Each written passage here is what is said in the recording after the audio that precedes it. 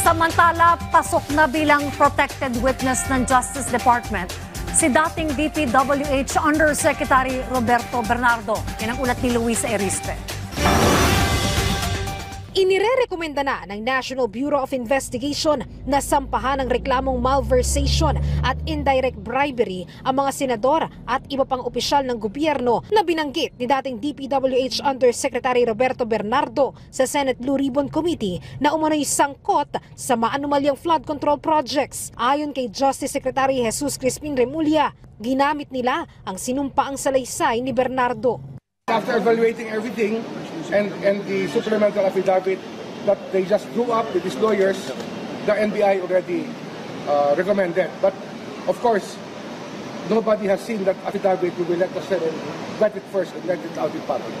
Hindi pa naman idinitali ni Remulla ang mga pangalan, pero lahat anya ng binanggit ni Bernardo kasama sa reklamo. Matatandaan na sa pagdinig sa Senado, ang mga pangalang idinadawit ni Bernardo ay sina dating Senate President Francis Escudero, dating Senador Bong Revilla, dating Senador Nancy Binay, Congressman Saldico at DepEd Yusek Trijiv Olivar. Bago naman anya umakyat sa prosekusyon ng reklamo, magbibigay muna sila ng kopya sa Senado.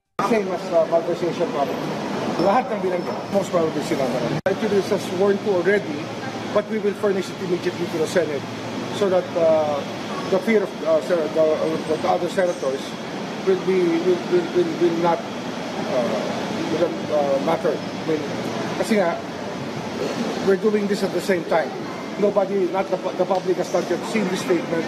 It's a statement done by his lawyers together with him so that they can file it to the Senate. Sa ngayon, maituturing ng protected witness si Bernardo, pero nilinaw ng DOJ hindi pa siya state witness dahil hindi pa tapos ang evaluation sa kanya. Hindi rin anya basta-basta ang pagpili sa state witness dahil pagtutugmain pa nila ang mga salaysay ng iba pang protected witness kabilang na sina Diskaya, Bryce Hernandez at Henry Alcantara. So provisional means they're not at state witnesses if there will be. But it's a duty to protect them because witnesses who will testify in a criminal prosecution for the government against the persons who violated the law need protection. If you go to witness protection and you are discharged as a state witness, wala ka na liability.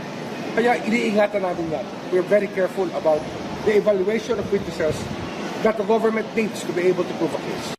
Nag-a-apply din naman umano sa Witness Protection Program ang lumutang sa Senado na nagpakilalang security aid ni Congressman Saldico na si Orly Gutesa at bukas ang DOJ na makasama siya sa i-evaluate na maging state witness. He's also applying, nakalagay doon sa affidavit niya. It was sent to me already.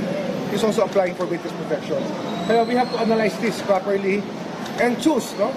Upon evaluation, kung sino talaga ang pwedeng masama sa Witness Protection Program as a state witness.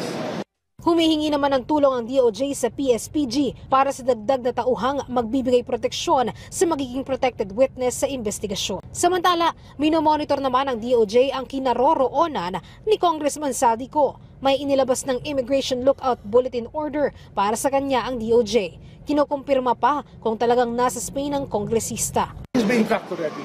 We're trying to track him and maraming tumutulong. Luisa Erispe para sa Pambansang TV sa Bagong Pilipinas.